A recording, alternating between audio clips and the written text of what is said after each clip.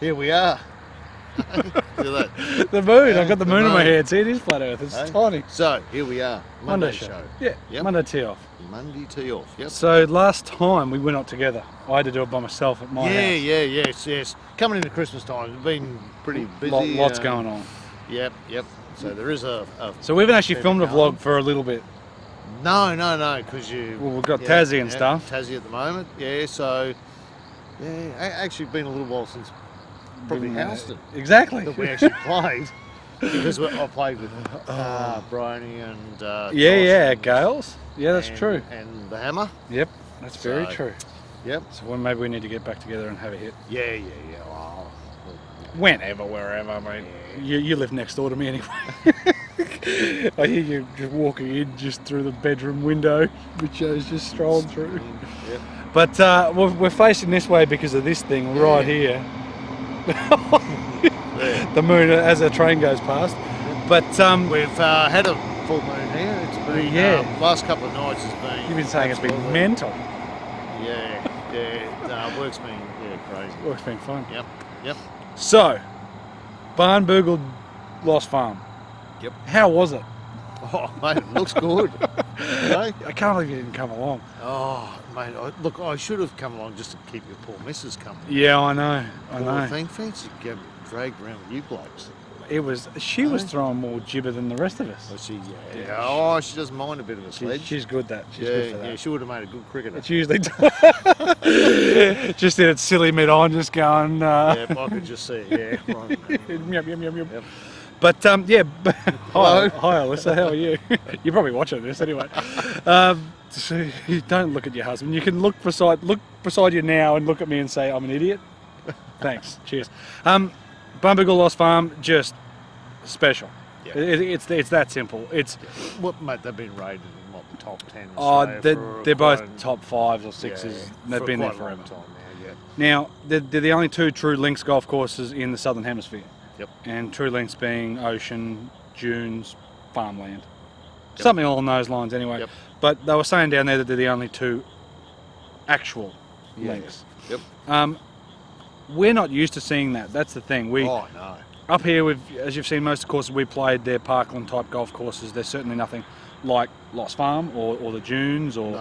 But everywhere in Scotland and Ireland and places in the UK or England, there's plenty of places that are like that. Yep. And I step up to those tees and I know that they're 50 or 60 metres wide and still freak out. Yeah. Because you know that if you do miss it, guess what? There's a lost ball right there. Yeah, you're in big trouble. And they're not hazards. Yeah. You've just got to repeg another one and go again. Yeah. So hitting 3 off the tee and you've still got to deal with it. So that's why it's a worry. But I ended up playing okay. I had a couple of bad holes, but when you hit it in the scrub, I made a double from hitting it in the scrub. I made another double from hitting it in the scrub. As soon as you start hitting it in that crap, you're up the creek. Yeah, you're in big trouble, aren't you? Yeah, it's not good. Yep. So, very, very good though. So, let's talk about what's coming up. We've got Barnbougle Dunes coming up. Yep. Kira and I just played match play with handicaps. Yeah. Dunes is a little bit different golf course. Like, Lost Farm runs around and, kind of goes out, across, and then back and around. It goes everywhere. Where the dunes, you tee off one and you head straight along the coast. Yep. And then you turn back around after 4 and go back the other way. So depending on the wind, I'm dying. I'm choking myself up thinking about how good it was. So you could basically play 4 holes, let's say downwind. Yep. And then you could turn back into 5. And you go from 5 all the way till I think about 14 in the same direction. So you could basically end up 4 downwind to begin with, and then like 9 into the wind, and then the last 4 down, or vice versa. You know what I mean? It's depending on where the winds come from. Or straight across you the whole day. Yeah. You know what I mean? If the wind is straight across you the whole day, bugger that. Into the wind's not so bad, but on the dunes, the 8th hole, like the stretch. Look, there's no shit holes, but the 8th hole is 450 metre par 4, which is like, what's that, 490 odd yards, as a par 4 back into the wind. And it was a joke. And it wasn't even that windy. So I can't imagine what it would be like when it was blowing a hurricane. You booted it? No, I made an easy bogey. But I had 210 in. I think I'd be happy to play it as a bogey. And that's basically what Kieran did, because Kieran had a shot there. And yeah, and that's what you've got to do sometimes, don't you? Just look at some holes and just go, you know what, I think we'll just play this as... correct, exactly. Walk away the one over. We're just going to get some questions, but this has just happened. Old Cameron Smith, he won the Australian PGA Championship. Yep, down the coast. Yeah, exactly right, down at Royal Pines, 68, 67, 67, 68. Won in a playoff. We've got questions here somewhere. I haven't read this one. Scott Herbert, all right. I have a question for you. Is there a direct correlation between loft angle of a driver and the spin rate? For example, if I change from a 10.5 down to a 9, should I expect my backspin to reduce and travel further after carry? The answer is yes. All things equal, yes. So one of the biggest contributing factors is static loft. So, but then also that it works both ways. So all things equal, if you're hitting it a certain way with say 10.5 degrees of loft at dynamic loft, so what it is at impact, and you hit it in the middle of the face and all that stuff, and let's say your spin's at 3,100 and you're launching it at 10.5, let's just say. Yep. If all things equal, strike-wise, ball-wise, path-wise, everything like that, and you deliver 9 degrees with the same attack angle, everything, let's say you would launch it somewhat at 9-ish degrees, and it might drop down and spin to say high 2s, 2.8, 2.7, you know, something like that. Yep. But yes, so loft does change spin. Yeah. It also goes the other way. Let's say you've got a 6-degree driver in your hand. Yep. What are you going to do? Or what are you going to try to do? Well, you go, I've got no loft on this thing. I'm going to try and help it up. Yeah, you're going to try to get it up in the air. Yep. So then whatever then you do, you might start doing things wrong. So let's say you've got 6 degrees in your hands. It's going to change it. Well, then you might start backing up, and you might try to start hitting up it, and you might start adding loft to it. That then gets the ball moving, carrying on. You know what I mean? So that's why a good fitter will understand that. Yeah. So if you're somebody who backs up and tries to help it up, maybe he's realised that, well, you've already got a low lofted driver, which you've had forever, so you've adapted your swing to get it up in the air. Yep. Whereas if he gets, you know, a 10.5 or 11-degree driver in your hand and tells you to stay on top of it a little bit more, rotate a bit more, and deliver better numbers, you're probably going to launch it higher and spin it less anyway. Because as you start backing up and trying to help it up in the air, your strikes can tend to be on the lower part of the golf club. And of course you've got bulge and roll, so it's going to launch lower and spin more, and then you're going to lose distance. Yeah, it is interesting because different clubs do that. So it's the same thing. So as soon as you go, oh, you hit one of the clubs, oh, it's for me, it's got an extra stiff shaft. I naturally think I have to hit it hard. You got to swing it faster, yeah. When in actual fact you don't. No, you just keep swinging the same. That's right. And the club will still go right. But it's just it'll just feel stiffer, won't it? So the shaft will feel stiffer. So regular shaft, I swing it normal, stiffer shaft, you think you've got to hit it hard, and of course someone goes, oh, it's an extra stiff shaft, you go, right, you need to rip it. Rip this. And it goes worse. And that's the issue. As when I have hit your clubs, if you just go, just hit it. Swing it normal, it's going to come out fine. Yeah, it comes out fine. So that was Scott Herbert. Thanks, Scott. Yep. I didn't even read that one, so that was really bloody good. We've got a lot more. I haven't got them in order. I've got a lot of things in here with videos from Golf Zero and pictures of the C300 stuff. I've got a whole heap of stuff in here, so I'll have to go through it. But thanks for the question, Scott. That was really, really good. It's interesting. Again, like a mate of mine, Shane Kelly. Yep. Really, the way he delivers a club, he needs this 5-degree driver. Yeah. Yeah. But because he backs up and carries on, I said, mate, here, put a 3-wood in your hand, or put a 15-degree loft driver in your hand and try to keep it down. He hits the ball much better. He stays on top of it, rotates more, hits it more consistent, stuff like that. Yep. Dave Bucks, question. He's always got questions. Thank you, Dave. Yep. More questions would be nice. Dave Bucks, hope your daughter's okay. Okay, mate. Yes, she was okay. She had gastro. So did I. Yep. One of my boys has been sick, been off for a week. My wife's been sick. I've had to go to work. I had to go to work. Yeah, because she couldn't speak. So, and that's the thing. Yeah, no, there's a bug going around. There's a bug going around. There's heaps of stuff going around. Even though we're supposed to be out of that time of year. Correct. There's plenty of it. So, correct. I don't know if you can hear that music. It's getting bloody loud anyway. It's all good. It's over the putt-putt. Wherever, guys. Just wondering what you reckon the best club of 2017 for a mid-handicapper is. Now, we're going to do our favourite things like we did last year. Yep. Our favourite things of 2016, so we're going to do the same thing of 2017. Yep. We'll mention it quickly, best clubs. Best clubs. Oh, so you're talking about Yeah, bit of yeah, I'd say a bit of everything. How about you say what's the best irons, and I'll say what's the best fairway woods. Oh, for a mid-handicapper, look, I reckon the Strixon 5 Series probably for a mid-handicapper is probably good irons you come across. Pretty hard not to. Yep. I mean, I've got last year's model, but I've hit this year's models. There's really no difference. There's plenty of forgiveness in them. They still look nice. They still feel mint. Yeah, they still feel good. I think for a mid-type handicapper that wants a club that still looks reasonable. Yep. I think it's a bit hard to go past them. Yeah, I do agree. I do agree. Think if you're a little bit better, then maybe you move into those Mizunos, those MMCs. They're a solid stick. You're talking a mid-handicapper. I'm thinking of it's on the verge. I'm thinking of, say, Russ. So 20 marker. Well, mid-handicap, what are you talking about, 15? Well, if Russ is 36 is a highest handicap, mid. Russ is playing about 15. Yeah, okay. So that's fair enough, that's mid. So if you have a look at, he wouldn't go wrong with a set of those. No. Like if he came in and said, I'm buying a set of these, you'd go, good idea, mate. Good on your pal. Right. Good on your rusty nuts. You wouldn't go, nah, mate, don't silly. get those. No, you need this super chunky probably thing. those, yep. I agree. I don't know for the irons wise. Driver wise, depends on what your shape is, but drivers are pretty forgiving. You just need something that you hit the middle of the face with. That's what people don't, they neglect a lot. Shaft lengths are getting longer. Sometimes it's harder to hit in the middle of the face. Yep. Often people hit in the heel. That's the worst they can hit it, you know what I mean? That makes their slice worse and all that stuff. You need to get fit. Yep. So many drivers are good. TaylorMade M2 is pretty solid.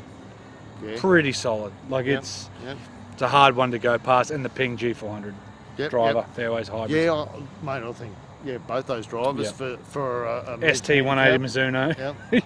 You know what I mean? Like it's pretty hard. There's a lot of very, very good golf clubs out there.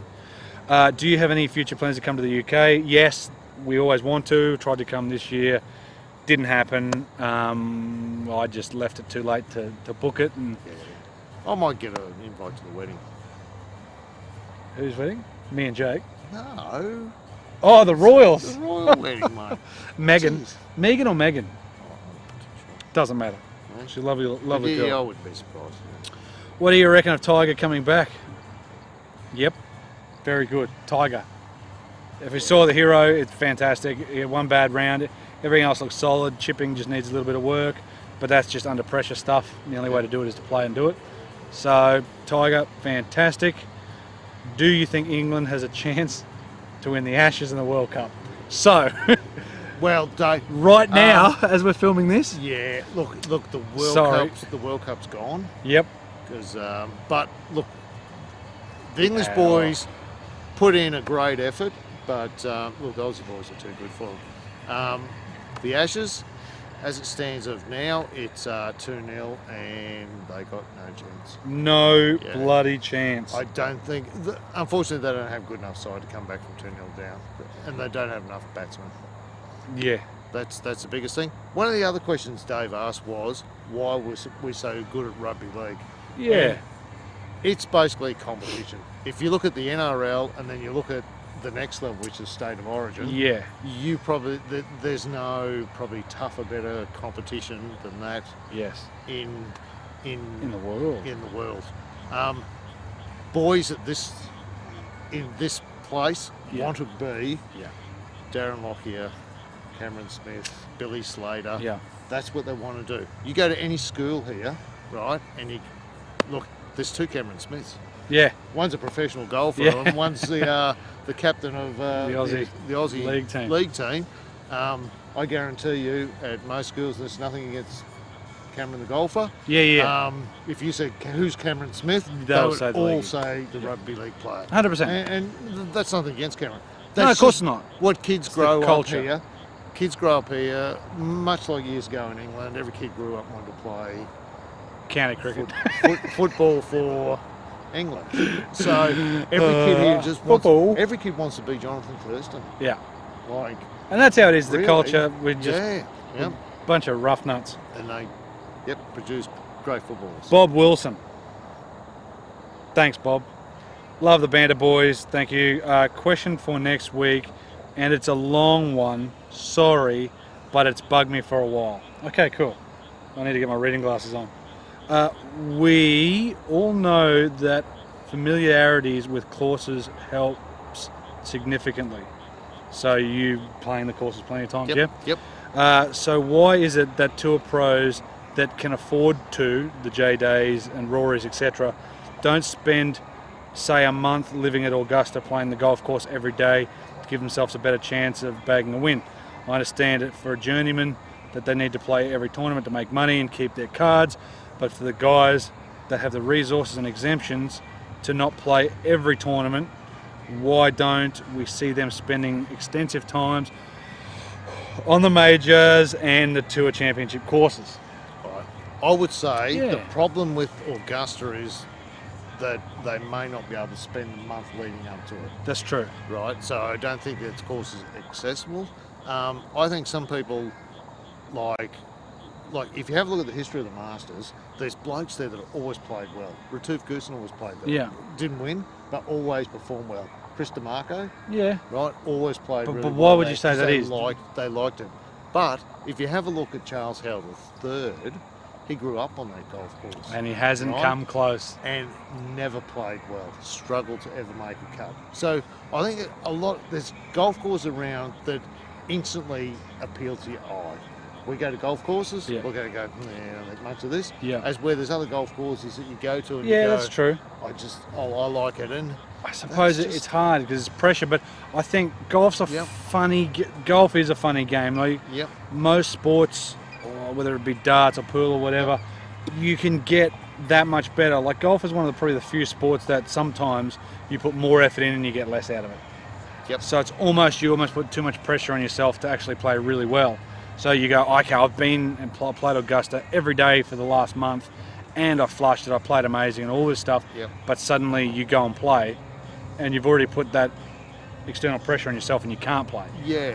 I'd say a lot of it's got to do with the access to the course. And like I said, I bet you there's a lot of courses that Augusta especially. So that's probably out. But there'd be plenty of pro golfers that I reckon if you asked them their honest opinion, they would tell you that I will never win Augusta. Because it just doesn't suit me. I think you'd win around Augusta. I would struggle there because you have so many. Even on the ladies' team, mate, you'd struggle. I reckon I'd struggle. I would struggle because you have so many lies. I would be four putting every green above your feet and below your feet. So unless I was lucky enough to put it in some flat spots, mate, I can't see that would be a course that I would necessarily do too well at. No matter how much you play it, and that's probably why they don't. They go there, they prepare well enough, and they just go accept it and play well. Is it a fade that suits better there, or I think that's a wank. At the end of the day, you hit it down the middle. You hit it down the middle. Lefty's going pretty good. Yeah. All right, guys. Well, it's kind of us done. The moon's probably hasn't moved from there, but it's starting to get to the end of the night. Guys are probably going to turn off the floodlights soon. Floodlights are going to be turned off. So we're going to finish up. So guys, thanks for checking out the Monday Monday show. Barnbougle June's coming. Kingston Beach coming after that. Christmas is coming. Couple of questions, quick ones. So someone did ask me a question. Go on. Right. Zach, just turn the lights off, mate. Yeah, we'll be all right. So why become a paramedic? I might leave that one. What I'm thinking is, if anyone was really interested, right, maybe we do a profile. Do a video profile on Al, myself, I want to do that. Dave and Karen. Right. Let us know if you're actually interested in who we are, where we are, where we come from, where we went to school. All that sort of stuff. Let us know. First kisses, first loves. The other one is the age-old one. Why do blokes buy blades when they're probably not quite good enough? Because they look beautiful. Because they look beautiful. Yeah. As simple as that, isn't it? Yep. It's a bit of a wank, but it looks beautiful. Zach, have a hit. Yeah, man. Just slap it around. I think we all know that we probably have a hit. Yeah. You only have to look at pro golfers. They're not everyone has a set of blades. No, and there is a reason why that shows you that we could all do with some help. Right. Gee, it's hard. Traditional set of irons is a set of blades. hands. Yep. That's because that's just how they were. And it's simple as that.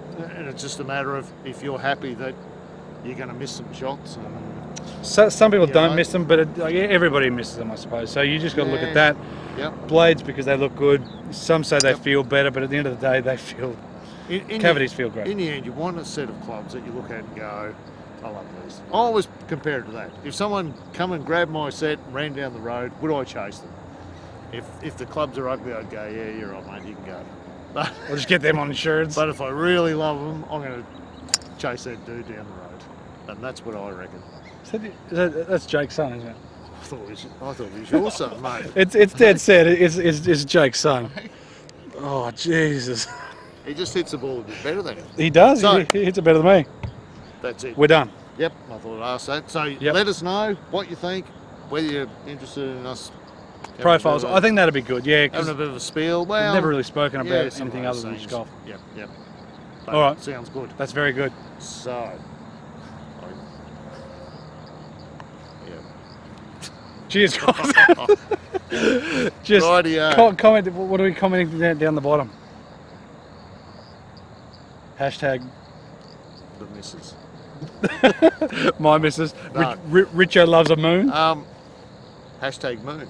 Hashtag moon. Mankini moon. Yeah, just moon. Yep. Till then, stay good. Stay good. Stay out of trouble. Christmas coming up. Be good. Be good. Thanks for watching. Yep. Send us a present. We'll send you a present. We'll send you one.